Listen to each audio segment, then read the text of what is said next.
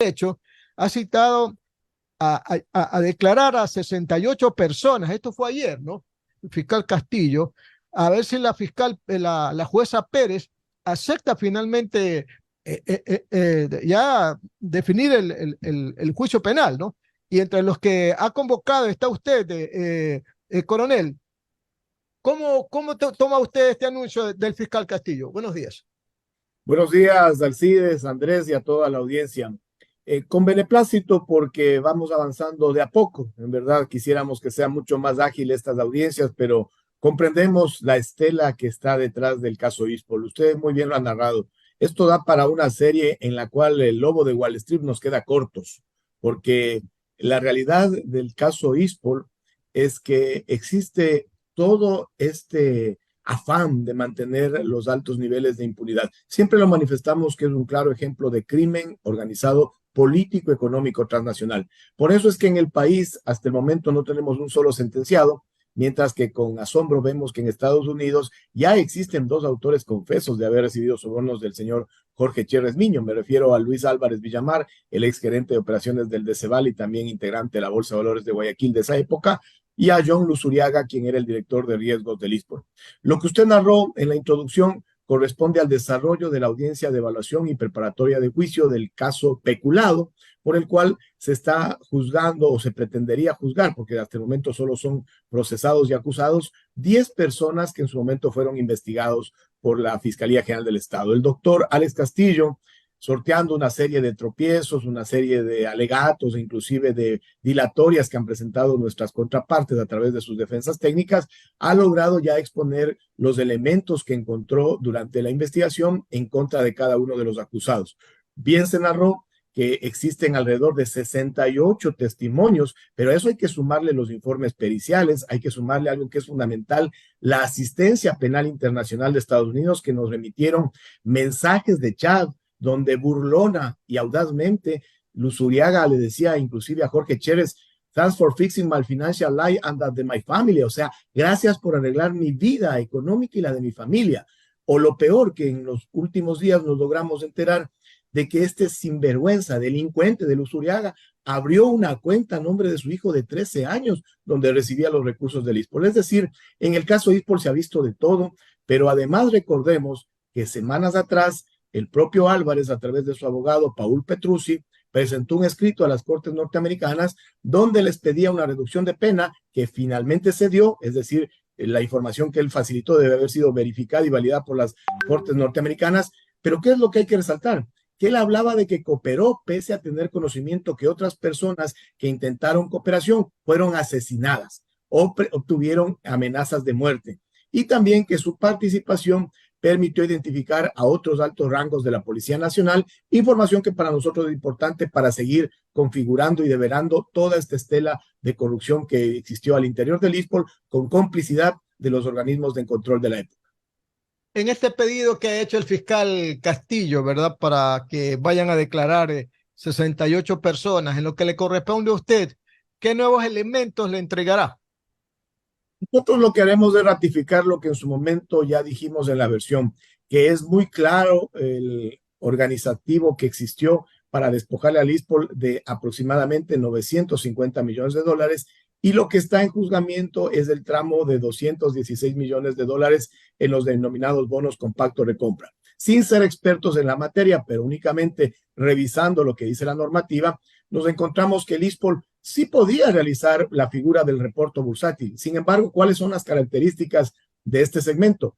Debían ser, en primer lugar, valores que estaban registrados en el catastro público, en contratos que no superen los 180 días. Se prohibía la reinversión y además debían quedar estos bonos que se constituyen en el colateral, es decir, en la garantía de la operación, custodiados en un tercero imparcial.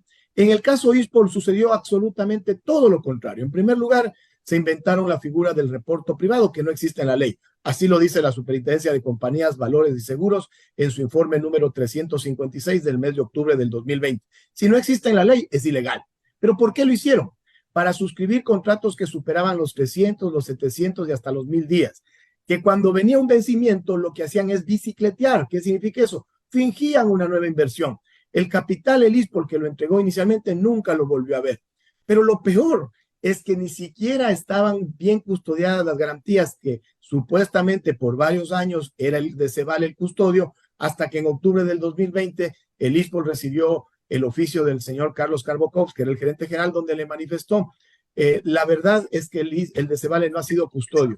Permítame únicamente darle lectura a ese oficio que es tan decidor, pero tan doloroso para la cultura del ISPOL, y que en su numeral 5 dice: debo manifestarle, señor director general, que el de Cevale no ha sido en verdad custodio de los valores mencionados en la certificación Álvarez, recibiendo al sujeto que está confeso en Estados Unidos. Y continúa: la certificación Álvarez es ideológicamente falsa y todo apunta a que fue emitida para dar visos de legitimidad a la realidad de que quien en verdad custodiaba el portafolio ahí mencionado del señor Jorge Cherres o empresas relacionadas a él. Imagínense lo que significa esto. El de Cevale, que supuestamente nos custodiaba 693 millones de dólares del ISPOL en 3 tramos grandes de inversión, de un día al otro le dice al ISPOL: qué pena, nosotros no hemos tenido su recurso, vaya nomás a enterarse entre Álvarez y Cherres a ver quién le devuelve. Así de grosero es el atraco, mi estimado Alcides. Coronel, usted ha dicho que está ya en el caso del hecho que sustancia el fiscal Castillo, 216 millones recuperados, pero se habla también de que son 341 millones. Esa diferencia, ¿de dónde sale?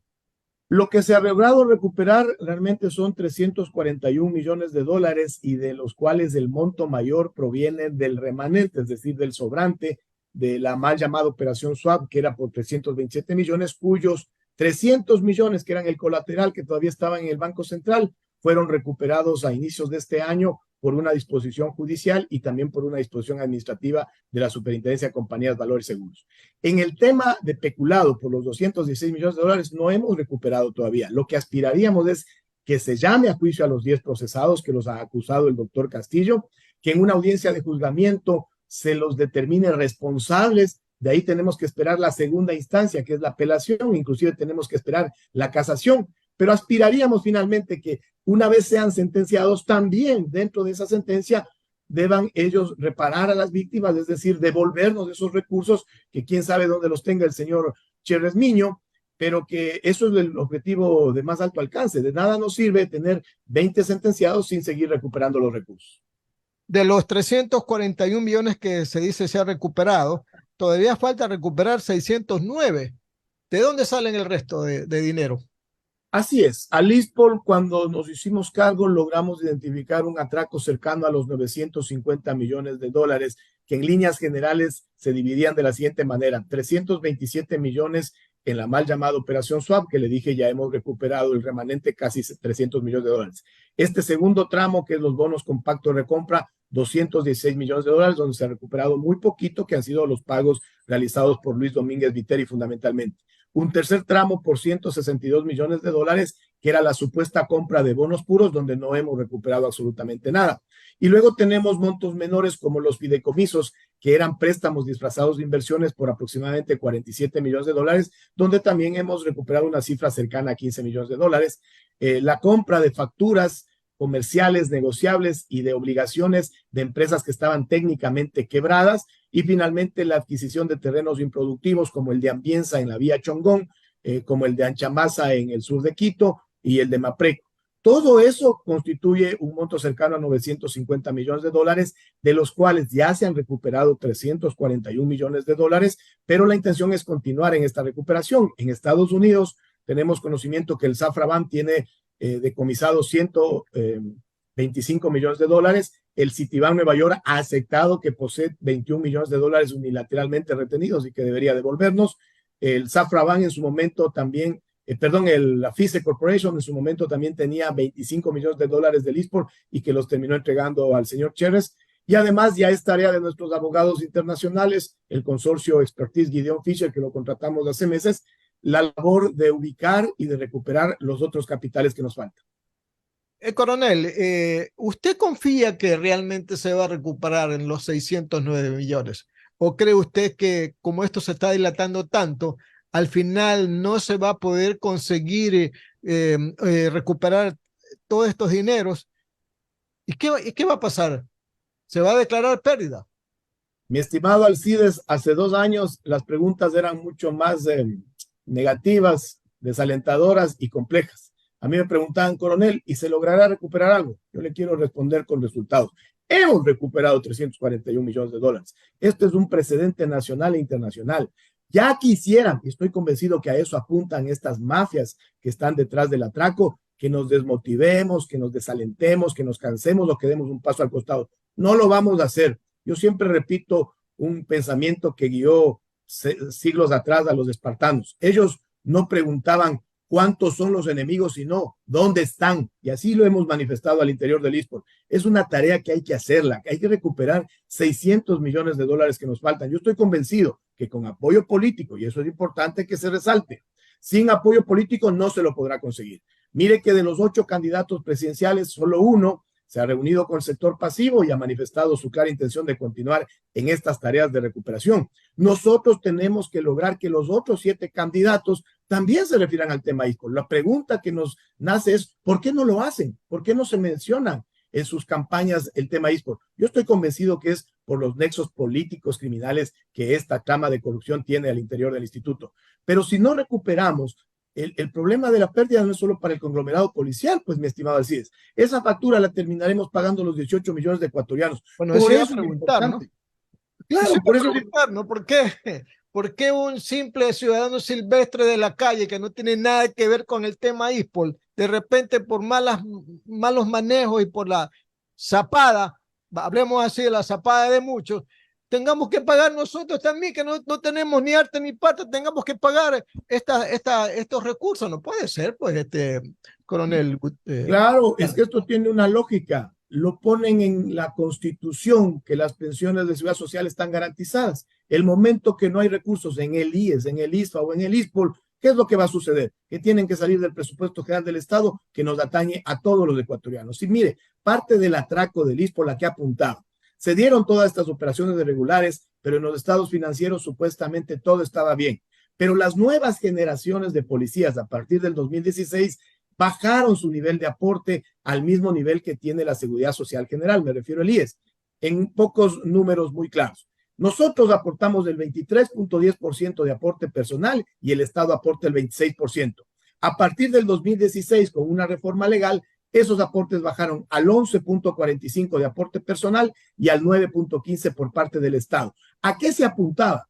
A que siempre vayan existiendo más policías que aportan de manera similar al IES y llegue un momento en que se manifieste por qué existen 3 institutos, el IES, el ISFA y el ISPOL, que tienen el mismo nivel de aportación. Fusiónense. El ISPOL llegaba con sus estados financieros todos bellos, los entregaba al IES y estaba licuado este atraco y nunca nos hubiéramos enterado de esta millonaria estafa al ISPOL. A eso apuntaba.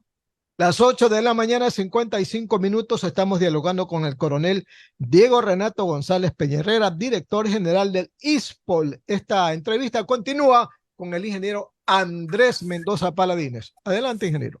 Gracias, mi querido Alcides. Coronel Renato González, estas son una danza de millones de dólares, porque claro, el perjuicio era o ha sido por 900 millones de dólares. Lo más importante es recuperar el dinero, que es en lo que ustedes han estado trabajando, y me alegro y nos complace que hayan podido recuperar esa alta cantidad. Por supuesto que sigue pendiente altas cantidades por el volumen del atraco que ha existido. Ahora, ¿qué pasa en Estados Unidos con el proceso? ¿Hay allá iniciado un proceso? Porque existen algunas personas que viven en el exterior y sería bueno que las autoridades norteamericanas y de otros países donde se encuentran viviendo, que se fugaron del país, los puedan hacer cantar como a Gardel, ¿no? Sería importantísimo. ¿Qué es lo que sucede en el exterior? Allá en el mes de febrero del 2021 se inició esta investigación del caso ISPOL con John Luz Uriaga y Luis Álvarez Villamar, quienes ya son autores confesos, inclusive han sido sentenciados. Recordemos que a Álvarez le disminuyeron 1/3 de su pena, lo cual ratifica que la información que él entregó fue validada y certificada por las autoridades norteamericanas. El señor Jorge Chérez Miño está declarado prófugo de la justicia norteamericana por haber infringido la normativa de prácticas corruptas en el extranjero, la denominada FCPA por sus siglas en inglés. Y a nosotros nos interesaría que, más allá de que en un momento determinado regrese extraditado al Ecuador, primero vaya a cumplir sentencia en los Estados Unidos, porque él está en México. Se ha entregado el pedido de extradición de la Cancillería ecuatoriana a la Cancillería mexicana. Pero si él retorna al país, apenas pise territorio ecuatoriano, va a alegar ante los jueces un trato igualitario con los otros procesados que solamente tienen presentación periódica y prohibición de salida del país, y va a poder caminar plácidamente por las calles, plazas y playas del Ecuador. Por eso es que preferimos que se vaya a Estados Unidos, lo sentencien, le investiguen de mejor manera y luego le manden al Ecuador. Y en el caso de las investigaciones continúan. Es verdad que ahí en Estados Unidos permanece, por ejemplo... Coronel, y pregunto, ¿por qué acá saldría caminando? Porque lastimosamente el sistema procesal ecuatoriano es pro-victimario y antivíctima. Ellos tienen una serie de recursos. Mire que ninguno de los investigados, procesados y acusados en el caso ISPOL están en prisión. Ninguno. La que en mayor gravedad está, se podría decir, la señora Oriana Rumbea, que está en arresto domiciliario en su inmensa mansión de San Borondón. Esa es la realidad del caso. De ahí los otros procesados tienen presentación periódica y prohibición de salida del país, que es unas medidas que realmente no son para nada eficaces. Ustedes saben que de embajada se van del Ecuador. O sea, aquí no vamos a inventar el agua tibia, pero esa es la realidad del sistema procesal ecuatoriano. Es pro-victimario y antivíctima. Y en ese sentido nosotros tenemos gran preocupación que 3 años después en el país todavía ni siquiera exista un solo sentenciado. Claro, es gravísimo. La verdad que es gravísimo. Ni un solo sentenciado. ¿Y qué pasa aquí sí con sus colegas de uniformados que eran altos oficiales, mejor dicho, altos funcionarios del ISPOL y que permitieron que pasen estas cosas? ¿Cómo van ellos? Eso ha sido de los puntos más dolorosos, la verdad, Andrés, porque nosotros a ellos los conocíamos como nuestros superiores, inclusive algunos han sido referentes porque ocupaban las primeras antigüedades, llegaron a las más altas jerarquías, recordemos que fueron generales, y qué doloroso comprobar que se han convertido en verdaderos efialtes policiales, es decir, traidores, porque no cumplieron su misión de precautelar el patrimonio del ISPOL. Están siendo procesados, me refiero específicamente a Enrique Espinosa de los Monteros, que era el director general del ISPOL del 2013 al 2015, y su sucesor David Iván Proaño Silva del 2015 al 2019. Están en el caso peculado acusados ya por el fiscal doctor Castillo. Aspiraríamos que la jueza Irene Pérez, que ha tenido un desempeño muy valiente en las últimas semanas, que se ha tenido inclusive que parar muy firme ante esta serie de intenciones de las defensas técnicas de seguir dilatando el proceso, los llame a juicio y luego 3 juzgadores, porque así corresponde ante un tribunal, determinen la responsabilidad que le compete a cada uno de ellos. Pero lo fundamental, como le decía, es también recuperar los recursos. De nada nos sirve tener sentenciados que finalmente cumplan una pena personal, una pena inclusive de sanción jurídica, pero que no recuperemos los recursos. Por eso es que nuestro fin último siempre es la recuperación de los capitales que le pertenecen a 90,000 familias del conglomerado policial ecuatoriano. 90,000, imagínense, 90,000 por 5 son, calculando el número de personas afectadas, estamos hablando de 500,000 personas, ¿no? 300,000 personas, así es, así es. Es increíble. Las 9 de la mañana con 1 minuto, don Alcides Montilla García en Atalaya con el director principal del ISPOL. Coronel González, ¿cómo analiza usted la postura del señor Espinosa, el general Espinosa de los Monteros? Él ha dicho que cuando estuvo en el ISPOL fue entre 2013 y 2015 y los sucesos ocurridos en el Instituto de Seguridad Social de la Policía fue 2017, o sea, dice que él es inocente. Bueno, en este punto todos los acusados normalmente dicen lo mismo. Lo que yo digo es, demuéstrenlo. Si se consideran inocentes, ¿por qué dilatan tanto los procesos? Le doy un solo ejemplo. La defensa técnica de Enrique Espinosa de los Monteros la dirige el doctor Paulo Caña. Hace pocos meses, cuando teníamos que instalarlos en una sesión, el doctor Ocaña presentó un certificado médico y solicitó el diferimiento de dicha audiencia. Ahora, en estas semanas, él no ha estado presente en las audiencias, han estado presentes otros profesionales de su bufete. ¿Por qué no hizo eso antes? Es más, A mí me llamó mucho la atención que en esa oportunidad, cuando él presentó el certificado médico, a las pocas horas apareció en una actividad gremial sin ningún problema. Se podía haber conectado de la misma forma a la audiencia. Yo lo que digo es, los hechos hablan más que las palabras. Si tan inocentes son, dejen que avance la audiencia, dejen que pase a juzgamiento, y si les ratifican el estado de inocencia, felicítense, disfruten, festejen. Pero ¿por qué ponen tantas trabas a un proceso que aparentemente ellos lo tienen ganado? Dejen que avance, pues. Dejen que lleguemos a una primera instancia, dejen que lleguemos a una segunda instancia. No traten de sorprenderle a la opinión pública diciendo que 3 años de investigación resulta que la fiscalía ha estado en unos disparates que les acusan sin sentido. Mire que inicialmente el fiscal que llevaba anteriormente el caso, el doctor Martín Navarrete, presentó dictamen abstentivo a favor de Enrique Espinosa Los Monteros y de Luis Domínguez Viteri. El ISPOL, a través de sus abogados, apeló ese pronunciamiento, y el fiscal provincial, el doctor Santillán, de la época, ratificó que sí había elementos en contra de estas dos personas. Por eso es que se cambió de fiscal, y ahora el doctor Alex Castillo ha presentado acusación contra ellos, y existen elementos. Lo que pasa es que aquí también tratan de confundir a la opinión pública diciendo que son inocentes, diciendo que aquí no ha pasado absolutamente nada, y la pregunta es, ¿los 900 millones dónde están? O sea, eso que en un momento determinado no había afectación y que ha terminado repercutiendo en el patrimonio del ISPOL es algo inventado. Recordemos que hasta hemos recuperado. O sea, aquí no me pueden hablar que 3 años después, cuando hay recuperaciones, cuando hay autores confesos en otros países, aquí no ha pasado absolutamente nada. En esta gama de desfalcos que ha sido el caso ISPOL, ¿verdad? En donde pues la paradoja es que en Estados Unidos hay sentenciados y en el Ecuador no. Eso es la velocidad con la que se imprime la justicia en estos países. Pero díganme otra cosa, ¿es cierto que también ocurrieron asesinatos por esta trama? Eso es lo que nosotros vamos a solicitar con la Fiscalía General del Estado, que se requiera esa información a las Cortes norteamericanas. Yo no tengo conocimiento, a mí también me llamó la atención muchísimo el escrito presentado por el abogado de Luis Álvarez, que lo único que hace es terminar de configurar esta estela de crimen organizado donde los asesinatos nunca están descartados. Es más, yo estoy convencido que hay poderes políticos detrás del señor Jorge Chérez Miño que están buscando granjearse la impunidad y mantenerse en la clandestinidad. Es el mismo ejemplo que yo he dado con el tema Petroecuador. Tenemos a Nielsen Arias en Estados Unidos aceptando haber recibido 17 millones de dólares en sobornos.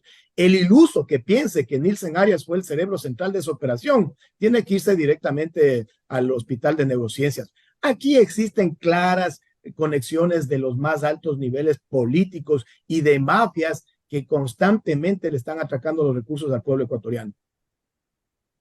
Pero hay una declaración de Luis Álvarez Villamar, quien dice que efectivamente, bueno, esto fue una confesión que hizo él en Estados Unidos, que se habrían cometido asesinatos. ¿Se ha pedido alguna precisión a Álvarez para que diga los nombres? Efectivamente, ese es el documento al que yo me refiero, que lo presentó el abogado Paul Petrucci a nombre de Luis Álvarez Villamar, y donde en inglés claramente se encuentran las frases donde él habla de asesinatos y de personas que recibieron amenazas, y que pese a eso él ha participado en la cooperación. Pero esto le corresponde a la Fiscalía General del Estado solicitarlo de manera formal a través de una asistencia penal internacional para que esa información valiosa pueda ser incluida en los diferentes procesos que todavía están en marcha. Me refiero a los que se encuentran en la fase preprocesal, que es la de investigación previa. Lastimosamente, para estos casos que ya superaron la fase procesal de instrucción fiscal y que ya estamos en una audiencia de evaluación y preparatoria de juicio, no se podrán tomar en cuenta. Sin embargo, yo no descarto que, como de seguro van a tratar de recurrir a todas las instancias, inclusive a una casación, a un recurso de revisión de la sentencia cuando la tengan en su momento, y no se asombre. Recuerde que en este país de locos puede tener usted un sentenciado que esté cumpliendo su pena con una sentencia en firme, y asoma un bondadoso juez constitucional de primer nivel de Yaguachi, de Balsar, y echa de un plumazo al traste una sentencia inclusive de la Corte Nacional de Justicia. En eso vivimos en el país. Coronel, imagínese usted que el IES, Instituto Ecuatoriano de Seguridad Social, pierda por estos desfalcos en gama, en serie, 950 millones. Facilísimo nos diría a nosotros los jubilados, no tenemos plata para pagarle las pensiones. ¿Cómo hacen el caso de la ISPOL con un descabezamiento de un capital tan enorme como 950 millones? ¿Están pagando pensiones? No se olvide que ya mismo viene una cantidad grande de policías que ha ofrecido el gobierno. Ya hay como 12,000 más. ¿Cómo están haciendo ustedes con las finanzas actuales de la ISPOL? Amado Alcides, bien que menciona el tema del IES, porque nosotros cuando ya logramos comprender la organización, la sincronización que existió al interior del ISPOL con los organismos de control externos al ISPOL para que se haya dado este atraco, la primera pregunta que nos hicimos es, ¿y solo el ISPOL fue víctima? Yo mucho me temo que lastimosamente otras instituciones estén en la etapa de negación, es decir, sus estados financieros de seguro están en cifras verdes, pero la verdad es que pasa otra realidad. Porque los pasó en el ISPOL hace 3 o 4 años. Nosotros creíamos que el ISPOL estaba en las mejores manos. De hecho, quienes manejaban el ISPOL se presentaban como los expertos en seguridad social policial, una especie de gurús. El tiempo nos ha demostrado que fuimos engañados. ¿Cómo lo hemos sorteado? Con muchísima dificultad. Cuando nos hicimos cargo en mayo del 2021, en caja teníamos alrededor de 50 millones de dólares, que eso solamente permitía el pago de 2 meses de pensiones, porque el ISPOL cancela aproximadamente 31 millones de dólares mensuales a sus pensionistas.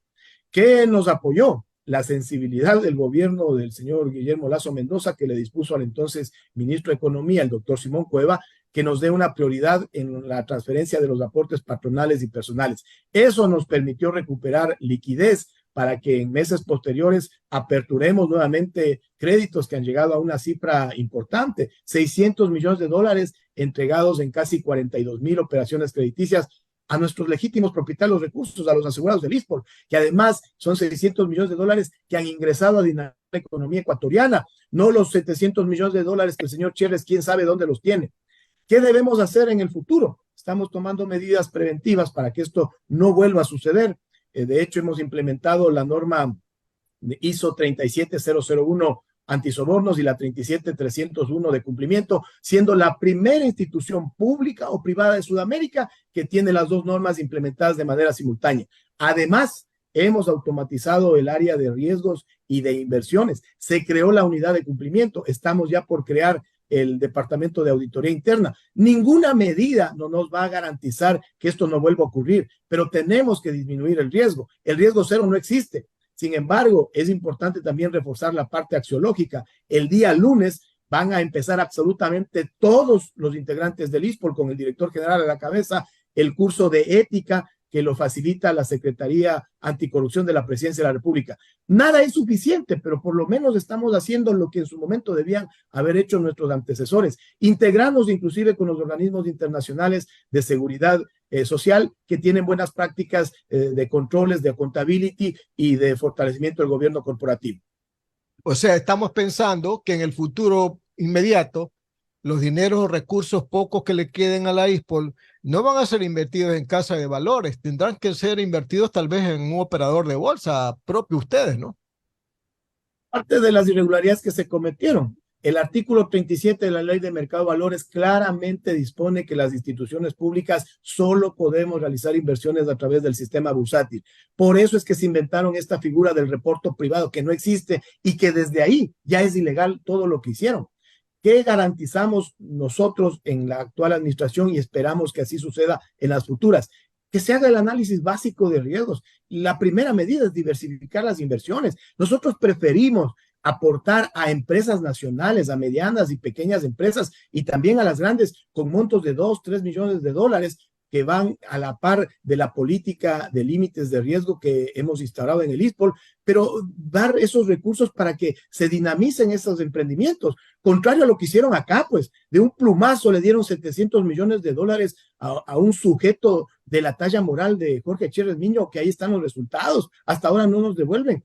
Eso es inconcebible, pero lastimosamente hay que comprender que las tentaciones siempre van a estar ahí. Por eso es importante no confiar en las personas, sino migrar a los procesos. Correcto. Continuamos esta entrevista con el ingeniero Andrés Mendoza en la parte final. Ingeniero Mendoza, adelante. Muchísimas gracias, Alcidito.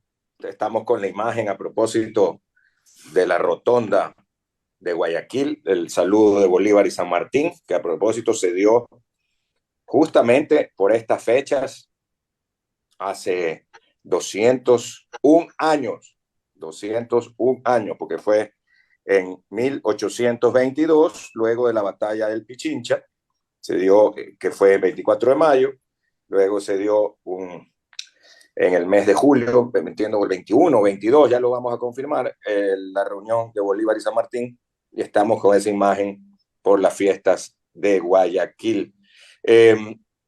Yo quería terminar diciéndole al coronel Renato González que cuenta con todo nuestro apoyo, como dicen 24/7, dentro de nuestra trinchera de comunicación y de opinión, de noticias, a través del sistema de emisoras Atalaya, para seguir bregando de que se recupere el dinero, ojalá sea todo.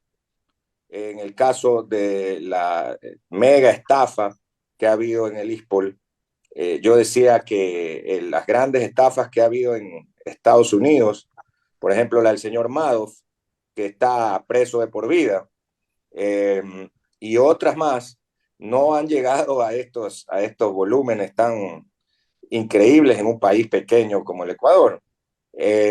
Por otro lado, que sigan adelante y que no cejen. Ojalá en el cambio de gobierno pues haya la misma voluntad política que también se inició al final del gobierno de Lenín Moreno. Recuerdo que lo inició la exministra María Paula Romo, más allá de que nos simpatice o no nos simpatice, es verdad, ella inició el trabajo y las denuncias y ahora lo han seguido con mucha fuerza en estos 2 años de Guillermo Lasso. Y ojalá eso continúe con igual o mayor fuerza en el próximo, porque aquí, claro, cambian las administraciones gubernamentales y cambian los funcionarios. Esperemos que esto sea un trabajo de largo aliento para que no queden impunes tampoco los que han perjudicado a la policía y por ende al Estado ecuatoriano, que somos todos nosotros, coronel.